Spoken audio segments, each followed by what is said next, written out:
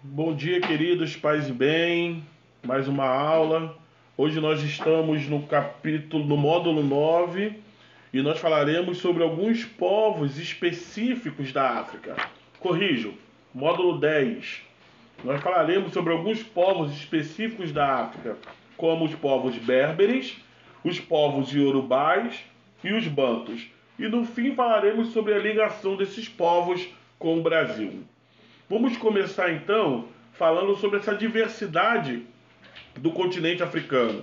Nós já falamos na última aula que o continente africano não é um país, é um continente, um dos maiores continentes do mundo, com cerca de 53 nações, com suas diversidades culturais, econômicas, sociais e religiosas. É um continente onde possui uma cultura muito grande e diversificada, né? E nós, como foi falado na última aula, nós não podemos ficar com aquela visão de uma África onde só tem guerra, fome e desgraça, mas possui uma civilização possui civilizações desenvolvidas como as atuais, como como a nossa civilização, cidades tão grandes quanto as nossas e povos tão desenvolvidos quanto os nossos, né? Então, lembrando, a África é um grande continente com uma diversidade de povos, religiões, culturas, diversidade econômica e social. Primeiro que nós vamos citar, então, acompanhando a nossa apostila, na página 218, vamos começar falando um pouco sobre os povos berberes. Quem são os povos berberes? São os povos que vivem na região norte da África, principalmente no atual Marrocos e Argélia, áreas compostas pelo deserto do Saara, nessa parte marcada aí no nosso mapa. Eles falam a língua berbere de origem afroasiática e são considerados os povos mais antigos do continente africano. A grande maioria dos povos berberes seguem a religião muçulmana. No passado, os berberes viviam de forma nômade, com economia baseada no comércio, principalmente de tecidos, alimentos, sal, artesanatos e joias. Usavam muito o camelo como meio de transporte de mercadorias, pois este animal está muito adaptado à vida no deserto. Usavam os oásis. O que são os oásis? Né? Aqueles locais onde possui água no meio do deserto, né? Pequenos mananciais. Usam oásis para descansar durante os longos percursos pelo deserto do Saara. Lembremos que o deserto do Saara é o maior deserto do mundo e um dos mais secos. Junto com as mercadorias circulavam também informações importantes e aspectos culturais. Conhecido desde a antiguidade, os berberes são povos autóctones, ou seja, povos naturais da região, naturais do norte da África. Não fosse por eles, as rotas comerciais da África subsaariana com o Oriente Médio, até mesmo com a Europa, demorariam séculos para tornar-se realidade. Olha que interessante. Se não fosse os povos berberes, as relações comerciais entre o Oriente Médio e a Europa demorariam séculos, mostrando a tamanha importância desses povos que eram grandes mercadores do deserto. Outra coisa interessante dos berberes é que inicialmente eles viviam em tribos esparsas que cobriam uma boa parte do deserto do Saara, principalmente na região que nós costumamos chamar de Maghreb, ou seja, aonde hoje encontra-se a Mauritânia, Marrocos, Argélia, Mali, Líbia e até mesmo a parte da Tunísia. Como nômades, ao longo do tempo, eles desenvolveram a capacidade de viver e cobrir grandes distâncias no deserto. Acostumava-se às limitações físicas e climáticas que só um deserto pode impor a quem desafia. E é comum, meus queridos, no deserto, pela manhã chegar a quase cerca de 50 graus Celsius e à noite descer até abaixo de zero. Esses povos berberes sabiam viver essa diversidade que o deserto lhe apresentava. Hoje, os antropólogos que estudam os berberes não os classificam apenas como um povo, mas sim um conjunto de povos nômades que têm características sociais e linguísticas bem parecidas, mas que não têm uma definição, até os dias de hoje, como um povo unido em torno de um Estado, apesar de ele ter uma identidade cultural bem comum entre as diversas tribos. Né? É o que eu estou dizendo. Apesar de eles terem uma identidade cultural uma identidade social, uma identidade linguística. Eles não podem ser considerados um povo unido em torno de um Estado, com território fixo, leis, governos, porque eles são os povos do deserto. Cabe ainda também citar aqui, meus amigos, uma peculiaridade dos berberes.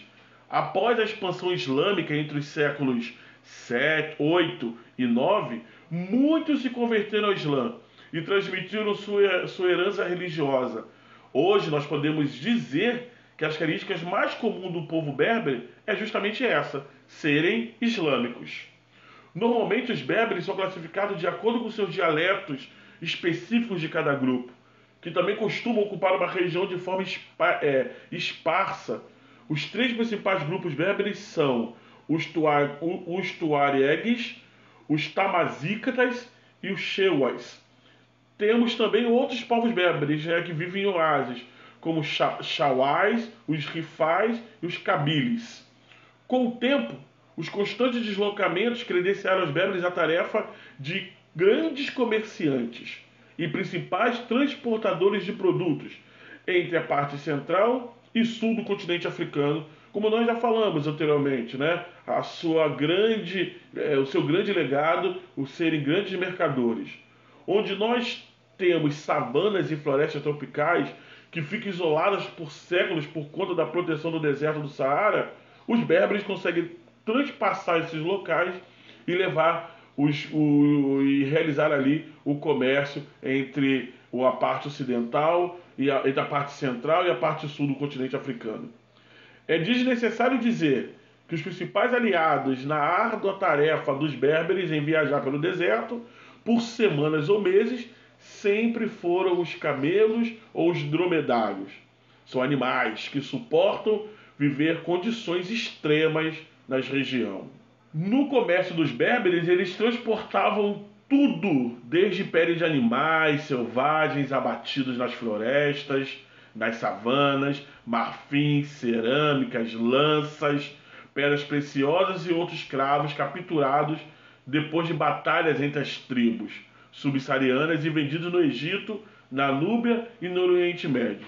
Então os berberes, são grandes mercadores, circulavam em todo o continente africano, abastecendo de especiarias as cidades litorâneas do Mediterrâneo, do Atlântico e da Península Ibérica. Os povos iorubais, esses povos têm uma tradição muito grande com o Brasil, O povo iorubá é um dos principais grupos, são um dos principais grupos étnicos da Nigéria, um país africano, somando cerca de 20 milhões de indivíduos no início do século XXI. Vivendo em grande parte do sudoeste do país, há alguns grupos pequenos espalhados em Benin e ao norte de Togo. Muitas pessoas deste povo, do povo iorubá, foram trazidas à América como escravos. No Brasil, esse povo é chamado de Nagô e introduziu aqui no nosso país o candomblé, uma religião afro-brasileira. O povo Nagô, em sua maioria, encontra-se em Salvador, na região central de Salvador. Os iorubás são tradicionalmente os mais hábeis artesãos da África, trabalhando como ferreiros e tecelões ou no artesanato de couro, vidro, marfim e madeira. As mulheres da cultura iorubá fiam o algodão, fazem cesteiras e tingimento de tecidos. A maior parte do povo iorubá vive do cultivo da terra. As mulheres trabalham pouco nas lavouras, mas são elas que controlam o complexo sistema de venda dos produtos. Entre iorubás, há uma diversidade política e social, mas também algumas características comuns, como, por exemplo, a herança e a sucessão seguem a linhagem paterna e os descendentes vivem juntos, partilham os nomes e tabus, louvam seus próprios deuses e também participam de diversas associações como o Arô, uma associação de ajuda aos trabalhadores da terra. A autoridade iorubá é representada pelo Obá, que é também o líder religioso, e por um conselho de chefes. O povo iorubá tem uma língua e uma cultura forte há séculos, mas nunca formou uma identidade política. Migraram do leste para o oeste do Níger, seu atual território, há mais de 1000 anos. As cidades tiveram um papel importante na história no período anterior à colonização da África pelos países europeus. Numerosos reinos de diversos tamanhos organizaram-se em torno de um único rei, o Obá. As cidades eram muito povoadas no século XVII. A cidade de Oiô deu origem a um dos maiores reinos iorubás, o reino de Ifé. Tornou-se uma cidade forte, com grande significado religioso, pois segundo a mitologia iorubá, foi nessa cidade, no reino de Ifé, que foi criado o mundo. O reino de Ifé na cultura iorubá é considerado o centro da criação do mundo. Nas cidades iorubás, o palácio de Obá fica no centro e ao seu redor estão as habitações dos seus descendentes. O reinado é hereditário e atualmente essas construções costumam ter estruturas modernas. Muitos iorubás hoje são cristãos ou muçulmanos, mas os aspectos de sua religião tradicional, o candomblé, uma religião superior e uma religião... Não é superior, desculpa. Muitos iorubás hoje são cristãos ou muçulmanos, mas os aspectos de sua religião tradicional, um Criador Supremo com cerca de 400 deuses que eles chamam de orixás, verdadeiros elementos da natureza, ainda sobrevivem. Há muitos livros escritos em Iorubá, e essa língua é uma das 3 mais faladas da Nigéria. A língua Iorubá, hoje é considerada patrimônio imaterial de Salvador.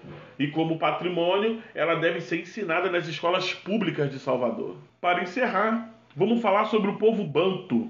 Banto é o nome que se dá a um conjunto de povos da África sul-equatorial.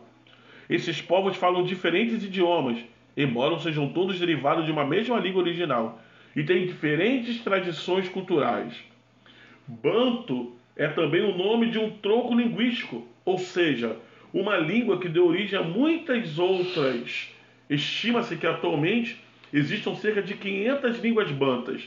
Dentre elas está o Swahili, um importante idioma falado por cerca de 5 milhões de pessoas como a língua mãe e por outros 30 milhões como a segunda língua. Uma das características dos idiomas dos bantos é o fato de utilizarem muitos prefixos e sufixos. Por exemplo, para indicar se uma palavra está no singular ou no plural, a própria palavra banto demonstra isso.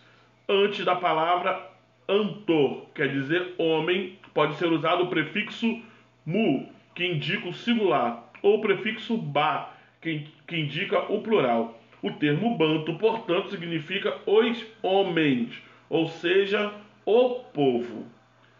A origem desse povo. A expansão dos bantos se deu provavelmente há 2000 anos.